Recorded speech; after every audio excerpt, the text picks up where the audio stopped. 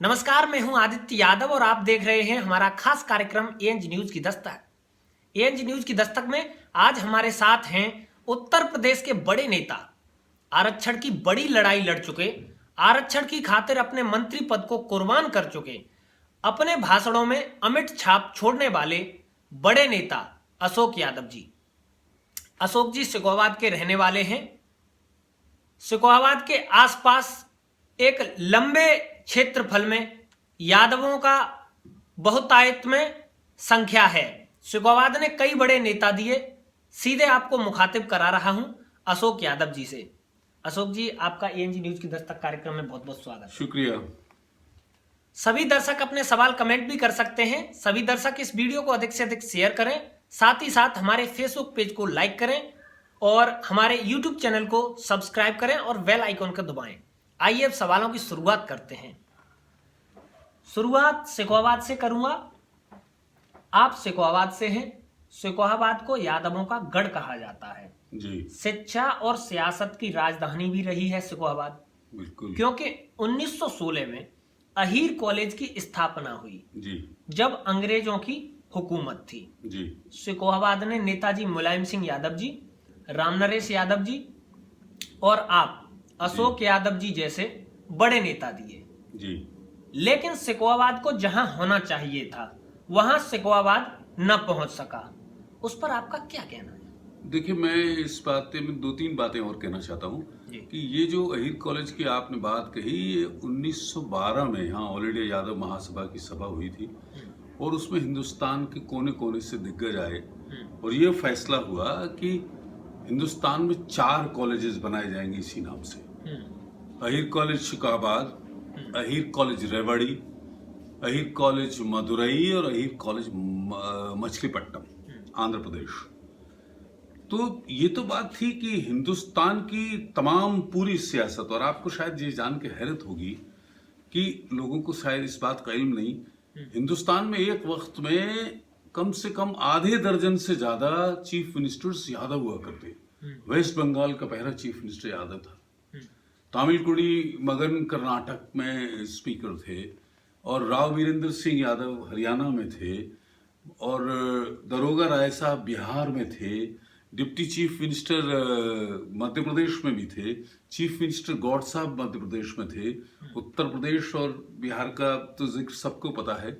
एक ऐसा एरा था, जैसे पहला चीफ मिनिस्टर दिल्ली का चौधरी ब्रह्म प्रकाश थे, राव वीरेंद्र सिंह। ऐसा कोई सूबा बड़े बड़े थे जिसमें बहुतायत में थे। तो इसलिए उनकी जो कल्चरल एजुकेशन थी, उनका जो पॉलिटिकल डेवलपमेंट था, जो उनका जहन था, वो बड़ा था। शिकोहाबाद ने इसमें शुरुआत करी। अगर आप पिछड़े वर्गों की बात करें, यादवों की बात करें, तो यादवों ने कारनामा करा 1916 में अहीर कॉलेज बना के शिकोहाबाद, और इत्तेफाक से वो मेरे परिवार के लोगों ने बनाया। मेरे ग्रेट ग्रैंडफादर ने बहुत बड़ी जमीन दी और 1 लाख रुपया उस वक्त दिया। रूपधनी के चौधरी गजराज सिंह थे, वो हम लोगों के रिश्तेदार, मेरी बहन थी वहां, उन्होंने भी बहुत पैसा दिया और सारे यादवों ने मिलके इस संस्था को बनाया अंग्रेज के जमाने में। ये कमाल था। इसलिए इसके इर्द गिर्द ऐसा कोई बड़ा लीडर नहीं है हिंदुस्तान का जो किसी न किसी बहाने से अहीर कॉलेज शिकोहाबाद में, जिसकी या तो तालीम हुई या वो कहीं आया, और हिंदुस्तान के शायद मैं समझता हूं 2-3 प्राइम मिनिस्टर्स वहां गए। बड़ा खेल का मैदान था। अंग्रेजों के जमाने में 4 सब इंस्पेक्टर्स डायरेक्ट किए जाते थे। शिकोहाबाद को जहां होना चाहिए था उसकी सारी जिम्मेदारी 2 चीफ मिनिस्टर्स की ज्यादा थी, मुलायम सिंह यादव और रामनरेश यादव की। मैं तो उनके आगे छोटा मिनिस्टर था। मुलायम सिंह जी की इसलिए ज्यादा थी कि उन्हें कई बार मौका मिला। वो चाहते तो ये शिकोहाबाद मुलायम सिंह की जन्मस्थली है, कई लोगों को नहीं पता है। ये शिकोहाबाद के इसी अहीर कॉलेज में मुलायम सिंह पढ़े हुए हैं, लेकिन उन्होंने अपने सैफई के कॉलेज को, एक वक्त था, उसको 25 करोड़ रुपया दिया और शिकोहाबाद के कॉलेज को 20 लाख दिया। उनका जहन था नहीं इधर। अगर वो चाहते तो बहुत बड़ी चीज बन सकती थी। रामनरेश यादव ने कोशिश करी थी, लेकिन उनकी कोशिश कामयाबी का सफर तय नहीं कर पाई। शिकोहाबाद इंडस्ट्रियल टाउन था, शुकाबाद दिल्ली हावड़ा लेन पे था। शुकाबाद में उस वक्त 4 डिग्री कॉलेजेस थे, आज 20 डिग्री कॉलेजेस हैं। शुकाबाद में यूनिवर्सिटीज हैं 2। तो और मैं समझता हूँ 1 लाख लड़का पढ़ता है इर्द गिर्द 100 किलोमीटर में। एजुकेशनल हब है शुकाबाद। इसके साथ जो होना चाहिए था वो नहीं हो पाया, उसका मुझे भी अफसोस है। और लेकिन अगर जिम्मेदारी की बात कहेंगे तो जो चीफ मिनिस्टर रहा उसी को तो आप जिम्मेदार बनाएंगे। जो चीफ मिनिस्टर 2-3 बार रहा उसकी जिम्मेदारी थी कि वो इसकी परवरिश करता है इतने बड़े इतिहास की और अपने साथ रखता है। वो तो यहीं के पैदा थे, तो ये जिम्मेदारी उनकी थी। अच्छा अशोक जी, आप ये बताएं आपकी शिक्षा कहाँ हुई? मैं स्कूलिंग मेरी केसी बजाज में हुई, इंटरमीडिएट लखनऊ क्रिश्चियन कॉलेज से हुआ, graduation Saint John's college Agra से हुआ जो नॉर्दर्न इंडिया के बड़े इंस्टीट्यूशंस हैं, और उसके बाद इलाहाबाद यूनिवर्सिटी में पोस्ट ग्रेजुएशन हुआ। फिर मैं मैनचेस्टर लंदन से भी एजुकेशन लेके आया, और उसके बाद हम लोग वकालत शुरू करे इलाहाबाद में हाई कोर्ट में। फिर सियासत में दिलचस्पियां हुई, फिर पीछे मुड़ने का मौका नहीं मिला। मेरा 8 साल के बच्चे को नकल अध्यादेश के हम लोगों ने विरोध किया, उसको जेल जाना पड़ा। तो मेरे तो जर्रे जर्रे में। और एक फारसी की बात बताता हूँ, एक फारसी का शेर है कि आशिकानी नौ निशानी है पिशर, जिंदगानी बेकरारी बेसबर, आहे सुरदे सुर्ख दर्दे चश्मे तर, कम खुरो कम गुफ्तगू ख्वाबे हराम। ये मैं 4-5-6 भाषाएं बोलता लिखता हूँ। ये फारसी का शेर का मतलब ये है कि अगर आपको किसी शोबे से, अगर आप सियासत कर रहे हो, अगर आप पढ़ा रहे हो, जो कर रहे हो उसे वहां तक इश्क करो कि आपकी होठ सूख जाए, जुबान सूख जाए, आप बेकरार रहने लगे, आपको ख्वाब में सब कुछ वही दिखाता हो। तो मैंने सियासत दूसरों के लिए करी, मैंने सियासत अपनी नौजवान आने वाली पीढ़ी के लिए करी, मैंने सियासत इसलिए करी कि मैं आने वाली नस्लों के लिए कुछ पैगाम छोड़ जाऊं। मैंने सियासत इसलिए करी, वो अभी आगे भी मैं आपको तफसील से बताऊंगा, लेकिन मेरी सियासत आवाम के लिए थी, जनता के लिए थी, आने वाली पीढ़ियों की थी। और अगर मैं कहूं कि ये थी मेरी कि बद्दुआ देंगे हमें बाद में आने वाले, बद्दुआ देंगे हमें बाद में आने वाले, घर न बनता न सही नींव तो रख दी होती। ये मेरा जज्बा था, ये मेरा एम था पॉलिटिक्स में। मैं अपना घर बनाने नहीं आया था, मैं प्रधान से लेकर प्रधानमंत्री बनने नहीं आया था, मैं अपने भाई भतीजे की पॉलिटिक्स करने नहीं आया था, मैं अपने गांव को प्रदेश की राजधानी बनाने का ख्वाब देख के नहीं आया था, मैं अपने कुनबे को बढ़ाने नहीं आया था। मेरी सियासत जनता के लिए थी, लोगों के लिए थी, पिछड़े वर्गों के लिए थी, दलित लोगों के लिए थी, पसमानदा मुसलमानों के लिए थी और नौजवानों के लिए थी। आऊंगा मैं इस पॉइंट पर। 1993 में चलते हैं जी। शुकाबाद का चुनाव काफी दिलचस्प रहा जी। जैसा मैंने पढ़ा। जी। हिंदुस्तान का बड़ा चुनाव रहा जी। उसके बारे में आप बताइए हमारे दर्शकों को। 93 में हम सीधे 93 पे आते हैं। 93 हिंदुस्तान की तारीख लिखी गई 93 में। फिर शुकाबाद सुर्खियों में आया, फिर शुकाबाद हिंदुस्तान में BBC लंदन में रिपोर्ट हुआ, क्योंकि मैं और मुलायम सिंह जी आमने सामने चुनाव लड़े हैं। और वो चुनाव इसलिए भी सुर्खियों में आया कि मेरा वो पहला चुनाव था। मुलायम सिंह जी BSP से समझौता कर चुके थे, काशीराम जी इटावा से मेंबर पार्लियामेंट थे, और मैं निर्दलीय लड़ रहा था।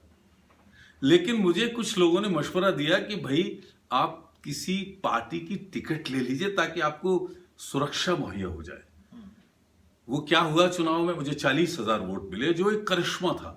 BBC लंदन को आना पड़ा, और वो चुनाव सुर्खियों में था, लोग निगाह कर रहे थे कि, और जो उस वक्त अखबारों में लिखा जा रहा था कि एक शेर बच्चे की टक्कर में सूबे का शेर पस्त। मुलायम सिंह जी को एहसास हो गया था कि शायद वो चुनाव हार सकते हैं, और फिर पलट के मुलायम सिंह जी का मेरा मुकाबला नहीं हुआ। जहां मैं गया वहां से मुलायम सिंह जी चले गए। यानी शेर बच्चा आपको बताया। अब बताते तो यही है, इतिहास ने तो यही कहा। तो मेरा तो पहला चुनाव था, मैंने सियासत में आंख खोली और मेरा चुनाव मुलायम सिंह से ही हुआ। ये कोई छोटी बात नहीं थी।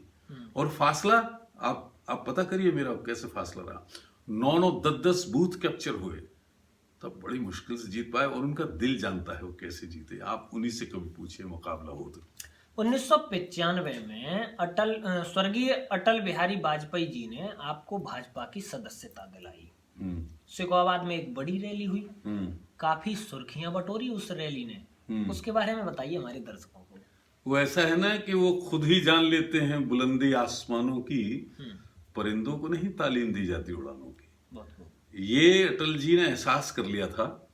और अटल बिहारी वाजपेयी हिंदुस्तान के नहीं पूरी दुनिया के बड़े नेता थे। और अटल बिहारी वाजपेयी में वो करिश्मा था उनकी पर्सनैलिटी में कि एक बार को जो उनका मुखालिफ भी होता था, उनका दुश्मन भी होता था, वो उनकी तारीफ करता था। और मैं उनकी दरियादिली समझता हूँ, उनका बड़प्पन समझता हूँ कि वो मुझे ज्वाइन कराने आए शिकोहाबाद में। और बाकी इतिहास गवाह है, आप पन्ने पलट के देखिए इतिहास के। 1995 में 10 दिसंबर को वो रैली हुई रामलीला मैदान में। मैं समझता हूं कि 3-3.5 लाख लोगों ने शिरकत करी उस रैली में। मैं एमएलए नहीं था, एमएलए मुलायम सिंह थे वहां से। और उसके 15-15 दिन के अंतराल में उसी मैदान में मुलायम सिंह को रैली करनी पड़ी, उसी मैदान में मायावती को रैली करनी पड़ी, उसी मैदान में कांग्रेस को रैली करनी पड़ी, उसी मैदान को विपक्षी दल का एक संगठन था गठबंधन, उनको करनी पड़ी।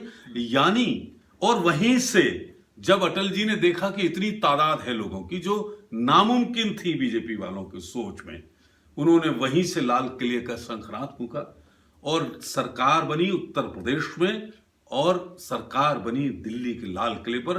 तो शिकोहाबाद की रामलीला मैदान की रैली में हिंदुस्तान का इतिहास छुपा हुआ है। वो इतिहास छुपा हुआ है। उसी धरती से भारत सरकार पर झंडा फहराया लाल किले पर अटल बिहारी वाजपेयी ने, और लखनऊ में उत्तर प्रदेश में बीजेपी की सरकार बनी। इसलिए वो इतिहास की इबारत में जब्त है। उसके बाद जो हुआ वो सब जानते हैं।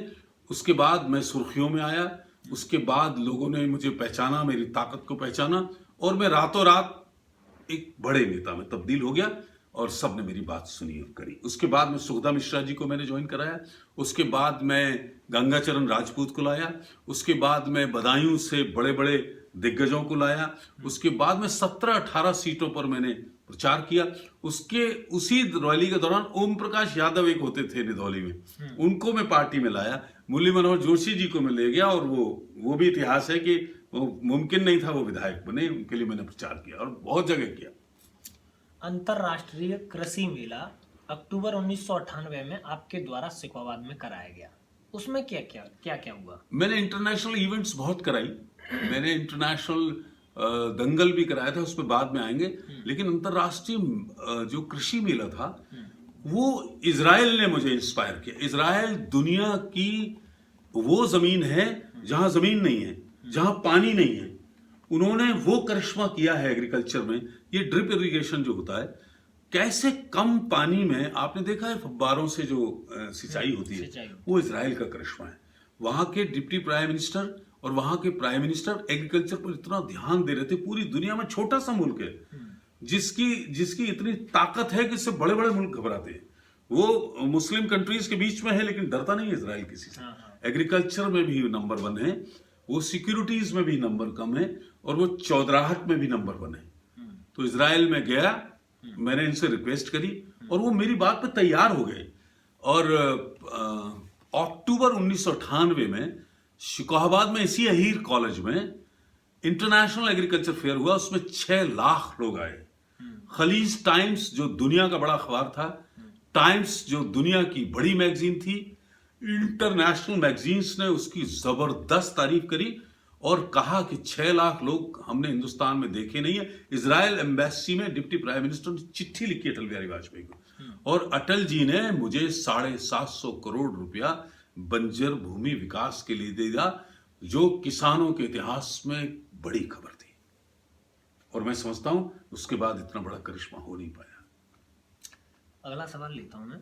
अंतरराष्ट्रीय दंगल भी आप द्वारा कराया गया, उसके बारे में भी बताइए। हमारे यहाँ एक्चुअली क्या है, हमारे यहाँ कुश्ती का बहुत शौक है। बड़े बड़े पहलवान हमारे देश में, दारा सिंह को भी एक बार लाया था शिकोहाबाद में, मुझे याद आया। उस वक्त थोड़ी सी हवाएं ऐसी थी कि मैं गंगा जमुनी तहजीब को मानने वाला हूँ। मेरी रगों में वो खून बहता है कि जब बिस्मिल्लाह खां बनारस में शहनाई बजाता है, उसके बाद विश्वनाथ मंदिर के घंटे बजते थे, वो दौर देखा है और मैं उसी का हिमायती हूं। और मैं कहता हूं कि ये इस हिंदुस्तान में रहना चाहिए, ऐसे कोई बुरी बात नहीं है। इसलिए मैं पाकिस्तान के भी लोग लाया, इंटरनेशनल चंदेगी राम जी की बिटिया गर्ल्स को लेके आई और नए नए पहलवान आए। सुशील कुमार को दुनिया में उस वक्त खिताब से नवाजा था, सुशील कुमार को मैं लाया क्योंकि मैं खेल को प्रोत्साहित करना चाहता था। एक ही खेल है जो ज्यादा अट्रैक्ट करता है, लेकिन कुश्ती को मैं पूरे हिंदुस्तान में, पूरे उत्तर प्रदेश में दिखाना चाहता था। अगर आप प्रयास करें, और लालू जी के शायद 3-4 मिनिस्टर्स वहां आए थे, उसमें भी 4-5 लाख लोग इकट्ठे हुए और मुझे लॉ एंड ऑर्डर संभालने में मुश्किल हुई और जाम लग गए 2-3-4 दिन के। वो एक बड़ी घटना थी और मुझे उसमें कामयाबी मिली। मैं बहुत शुक्रगुजार हूं अपने जिले की जनता का, उसने भी बहुत इतिहास में अपना नाम कमाया। अगला सवाल लेता हूं। आपके द्वारा आरक्षण की बहुत बड़ी लड़ाई लड़ी गई जिसमें आपने अपना मंत्री पद कुर्बान कर दिया था, क्या था पूरा मामला? देखिए, ऐसा था कि उसमें ये हुआ कि जो आरक्षण वीपी सिंह ने दिया 27% का, बड़े झगड़े हुए, उसमें बड़ी आत्महत्याएं करी लोगों ने और वो हिंदुस्तान की बड़ी चीज बन गई। बहुत लड़ाई के बाद 3-4 साल सुप्रीम कोर्ट में चला, केस कॉन्स्टिट्यूशनल बेंच में गया। रामविलास पासवान और शरद यादव ने उसमें बहुत वक्त दिया और वीपी सिंह ने बहुत जबरदस्त फैसला लिया। उस फैसले से उत्तर प्रदेश में जब छेड़छाड़ हुई, मैं जिस सरकार में मिनिस्टर था, तो मैंने अपनी जिम्मेदारी समझी। देखिए, ऐसा नहीं था, जो हक हमें सुप्रीम कोर्ट ने दिया, जो हक हमें संविधान में दिया, वो अगर कोई काटे, तो मैंने कहा कि मैं व्यक्तिगत राजनीति के लिए नहीं आया था, मैं घर बंगले और बच्चों की राजनीति को बनाने के लिए नहीं आया था, मैं नौजवानों के रोजगार की बात करने आया था। तो मैं सुप्रीम कोर्ट गया, मुझे मिनिस्टरशिप मैंने किनारे पर रख दी, 2.25 साल मुकदमा चला। तो मैंने कहा, मैं आपसे एक बात कहना चाहता हूं और ये बात आप मेरी गौर से सुनिए। उस वक्त ऐसा मौका आया, बहुत मिनिस्टर्स मेरे साथ थे, उन्हें प्रलोभन दे दिया गया, मैं नाम नहीं लेना चाहता हूं किसी का, और बहुत जातियां थी, लेकिन वो लड़ाई मुझे अकेली लड़नी पड़ी और मैं ईश्वर का धन्यवाद देता हूं। मैं खुद लॉ ग्रेजुएट था और सारे वकील जो मैंने करे थे वो वापस चले गए। हिंदुस्तान के लिए बड़ी लड़ाई गई। मैं तारीफ करता हूं, उस वक्त हिंदुस्तान के जितने पिछड़े नेता थे सब मेरे साथ आए।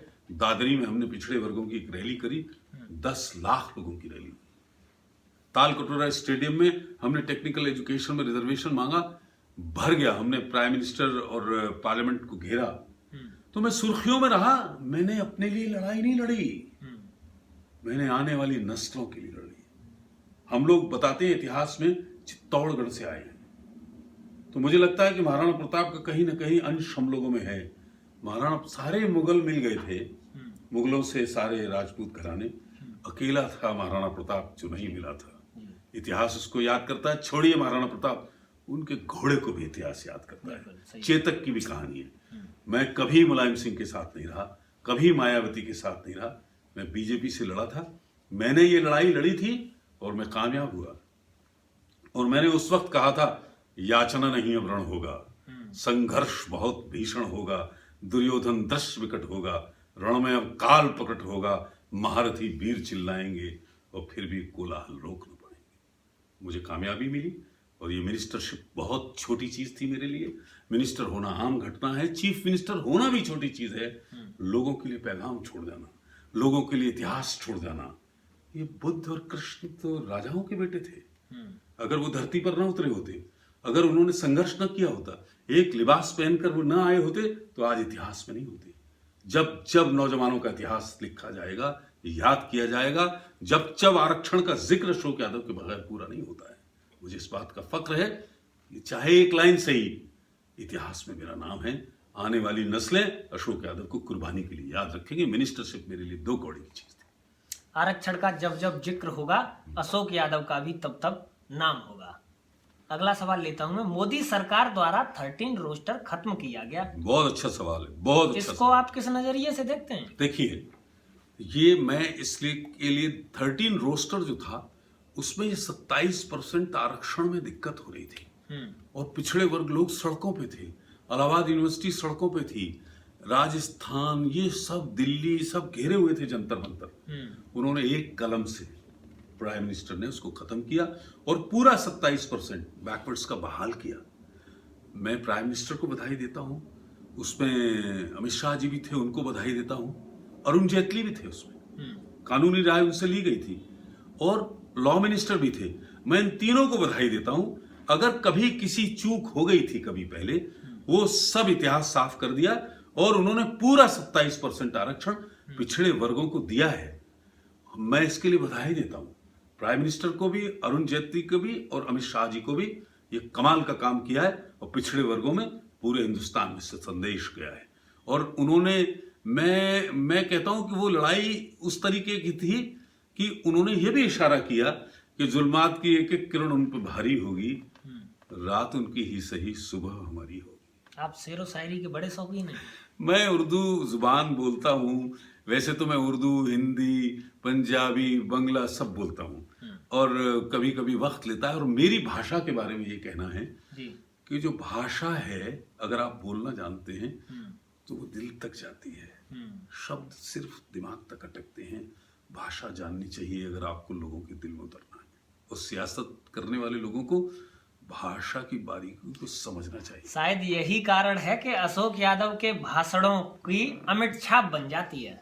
मैं इंटरनेशनली बहुत गया हूँ, मैं मॉरिशस भी गया हूँ, मुझे नाम नहीं लेना चाहिए। मैंने प्रचार किया और प्राइम मिनिस्टर जीते। मैं सिंगापुर जा गया हूँ, मैं बुद्ध पे बोला हूँ, मैं महावीर पे बोला हूँ, बुद्धिज्म पर बोला हूँ। तो क्या है कि लोगों पे कभी कभी भाषा नहीं होती। सियासत में भाषा की बड़ी जरूरत होती है। वो कहते हैं कि नजर नजर में उतरना कमाल होता है, नफस नफस में ठहरना कमाल होता है। नफस कहते हैं इन धमनियों को, नजर नजर में उतरना कमाल होता है और नफस नफस में ठहरना कमाल होता है। बुलंदियों पर पहुंचना कोई कमाल नहीं, बुलंदियों पर ठहरना कमाल होता है। अब बात करते हैं 2019 चुनाव की। पिछले दिनों आपके यहाँ बाहुबली नेता Ramakant Yadav Azamgarh ex MP ji, Bhalchand Yadav ex MP ji, Sant Kabir Nagar ji, JP Yadav ex minister Gorakhpur ji, जैसे नेता जी, आपके घर आए। जी। मैंने सुना है कि वह आपका चुनाव में समर्थन मांगने आए, क्या है पूरा मामला? देखिए, ये तो मेरी लड़ाइयों का नतीजा है।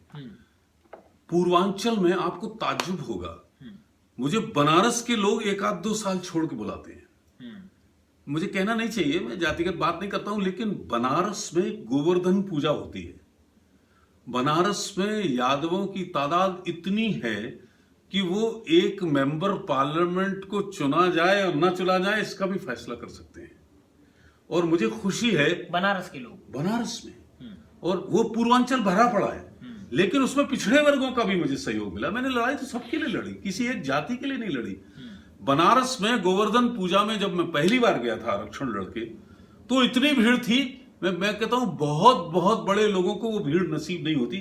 और मैं शुक्रगुजार हूं बनारस की जनता का, बनारस के सभी लोगों का, कि मुझे उन्होंने इतना मान दिया। आजमगढ़ में मैं पहली बार गया तो जितने लोग आए, मैं समझता हूं कि उस वक्त मुख्यमंत्री थे मुलायम सिंह जी, वो शायद 20 बार गए होंगे आजमगढ़, इतनी भीड़ नहीं होगी। ये जो रमाकांत यादव आए थे, उनके साथ भालचंद और जेपी, ये महकें आ रही हैं, ये खुशबुओं में फैला हुआ है कि अखिलेश यादव आजमगढ़ लड़ना चाहते हैं। तो वो इसलिए आए कि क्या अगर मैं आजमगढ़ लड़ूंगा अखिलेश यादव के सामने, तो क्या आप मेरी वहां मदद कर सकते हैं 2, 4, 5, 10 मीटिंगें करके? मैंने कहा मैं बिल्कुल कर सकता हूं, और इतिहास याद रखेगा, मैं ऐसी मीटिंगें करूंगा। आजमगढ़ जितना मेरा वक्त चाहेगा मैं उतना वक्त दे सकता हूं। मैं पूर्वांचल में कोई भी बड़ी बात कर सकता हूं। मैंने कहा मैं कभी बीएसपी या मुलायम सिंह के साथ नहीं रहा, और दल है नहीं अवेलेबल। अगर मेरी जरूरत वहां है, मेरे संघर्ष को वहां याद करते हैं लोग, तो मैं जरूर जाना चाहूंगा, उनकी मदद करना चाहूंगा। बीजेपी किसी को भी लड़ाए, अगर उन्हें आजमगढ़ में, बनारस में मेरी जरूरत है तो मैं जा सकता हूं, मुझे इसमें कोई एतराज नहीं। मेरा तो इस वक्त कोई पार्टी नहीं, कोई दल नहीं, तो मैं स्वतंत्र हूं। मेरा हाईकमान तो ऊपर है, भगवान है, आप लोग हैं। मतलब ये है कि 2019 के चुनाव में अशोक यादव आजमगढ़ में भाजपा की मदद करेंगे।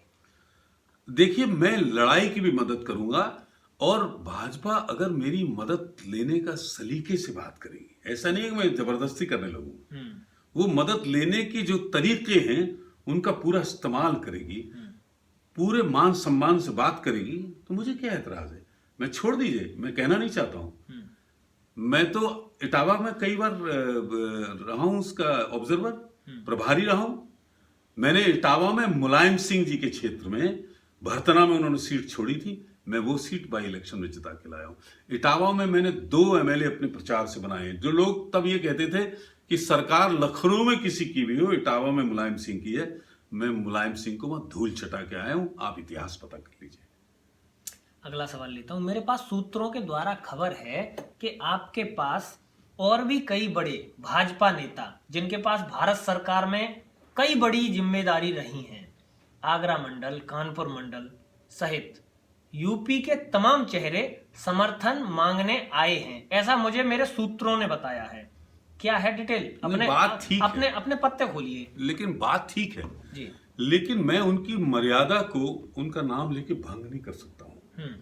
ये बात ठीक है, वो लोग आए, ये बात बिल्कुल ठीक है कि मैंने भी उनसे कहा है कि अगर आपको मेरी जरूरत है और अगर आपकी पार्टी को भी मेरी जरूरत है तो मैं आपकी मदद करने को तैयार हूं। मैं मदद कर चुका हूं। मैं इटावा में मुलायम सिंह जी को हरा चुका हूं। मैं अपने बाह में इलाके में बहुत मदद कर चुका हूं। मैं उत्तर प्रदेश में ऐसा कोई सूबा नहीं है जो मेरे इस चीज से वाकिफ नहीं हो। और मुझे सारी जातियां वोट करती हैं, मुझे माइनॉरिटीज वोट करती हैं, मुझे पिछड़ा तबका वोट करता है, मुझे पढ़े लिखे लोग वोट करते हैं, मेरी बात को पसंद करते हैं, क्योंकि मैंने व्यक्तिगत सियासत नहीं करी, कभी सियासत अपने लिए नहीं करी। और मैं समझता हूं कि ये बड़ी बात होती है। वो बिल्कुल देखिए, होता ना कि सफर में मुश्किलें आए तो हिम्मत और बढ़ती है, कोई जब रास्ता रोके तो जरूरत और बढ़ती है। अगर बिकने पे आ जाओ तो घट जाते हैं दाम अक्सर, न बिकने का इरादा हो तो कीमत और बढ़ती है। बहुत खूब। यानी सीधा सीधा कहना है कि 2019 के चुनाव में अशोक यादव भाजपा की मदद करेंगे। मैं करने को तैयार हूं, लेकिन उन्हें अगर मेरी मदद लेनी है तो वो तरीके तो उनको अख्तियार करने पड़ेंगे, मुझे कोई दिक्कत नहीं। चलिए अगला सवाल लेते हैं। चुनावी प्रक्रिया के दौरान लिया गया आपका यह निर्णय और सक्रियता इस चुनाव को कितना प्रभावित कर सकेगी? देखिए, मेरी जो पॉलिटिकल इमेज है और जो मेरी लड़ाई है जिन वर्गों के लिए रही है, अगर मैंने कहा मैंने बहुत प्रचार किए हैं मैंने, और मैं चूंकि खुद तो पार्लियामेंट चुनाव लड़ नहीं रहा हूं, तो अगर मेरी मदद से किसी की किस्मत बनती होगी, किसी बड़ी नेशनल पार्टी को कुछ इजाफा होगा तो मैं बड़ी उनकी मदद करूंगा। मुझे क्या एतराज है, कोई दिक्कत नहीं, बिल्कुल भी कोई परेशानी नहीं। 2019 लोकसभा चुनाव का कहीं से आप चुनाव लड़ेंगे क्या? देखिए, मैं तो सिर्फ ये कहना चाहता हूं अपने पिछड़े वर्गों को कि हमारे जैसे वफादार कम ही निकलेंगे, और जमीन खोद के देखो तो हम ही निकलेंगे। मैं नहीं लड़ूंगा चुनाव, मैं चुनाव लड़ाने में मेरी दिलचस्पी है, मैं नहीं लड़ूंगा। अब 15 दिन में कोई चुनाव लड़ना भी नहीं चाहिए और मैं लड़ना भी नहीं चाहता था पार्लियामेंट में। असेंबली जब आएगा तब देखा जाएगा, लेकिन अभी मैं मदद करने को तैयार हूं, अगर मदद को कोई सलीके से लेना चाहेगा तो। जाते जाते एक सवाल और जी, पिछले दिनों आपकी अखिलेश यादव से मुलाकात हुई जी, फोटो भी वायरल हुए जी, और अब आप भाजपा की तरफ मुड़ गए या भाजपा के नेताओं का आप समर्थन करें? देखिए ऐसा है ना, अखिलेश से मुलाकात, हम लोग शादियों में जाते हैं ना जी, दुश्मनों से मुलाकातें होती हैं। मुलाकात पे तो कोई पाबंदी है नहीं, मिलते हैं सामने तो हंसते भी हैं। शादियों की मुलाकात को किसी को सीरियसली नहीं लेना चाहिए। ऐसा थोड़ी था कि मैं उनका कोई फार्म भर रहा था या मैं पार्टी में मैं तो सैफई गया था। सैफई में मैं वो बोल के आया जो शायद कोई हिम्मत नहीं करता। मतलब वो मुलाकात शादी समारोह नहीं, वो शादियों जैसी जो मुलाकात होती, वो कोई बहुत, ऐसे तो राम गोपाल जी मेरे घर आए थे, घर आओ आपका स्वागत है। अखिलेश से लंबी बात वैसे हुई पॉलिटिकल, शादियों में होती तो मैं क्या बात करूंगा। ऐसा थोड़ी कोई दुश्मनी की बात करने, वो कोई सीरियस पॉलिटिकल बात नहीं थी। उन्हें भी पता था कि मेरा उनसे कोई लेना देना नहीं है, मेरा बीएसपी सपा से कभी शादी में मुलाकात होती, थोड़ी बहुत दिनों बाद मिले थे, बल्कि पहली बार मिले थे। मेरा मुलायम सिंह अखिलेश से कभी मुलाकात नहीं, मेरी कोई दुआ सलाम नहीं, कभी मुलायम सिंह से मेरी कोई दुआ सलाम नहीं, शिवपाल यादव से मेरी कोई दुआ सलाम नहीं, कभी नहीं मिला मैं इन लोगों से, कभी मैंने बात नहीं करी, कभी नेवर। तो कोई बात पॉलिटिकल होना से, और पॉलिटिकल बात होती तो यार शादियों में होगी, किनारे पे होती ना चुपचाप बैठ के। मैं इंटरेस्टेड नहीं उनसे कभी बात करने में। तो ये थे हमारे साथ उत्तर प्रदेश के बड़े नेता अशोक यादव जी, जिन्होंने एएनजी न्यूज की दस्तक में अपनी बेबाकी से राय रखी। अगले कार्यक्रम में किसी शख्सियत से फिर आपकी मुलाकात कराएंगे। तब तक के लिए आप सभी दर्शकों का बहुत बहुत धन्यवाद।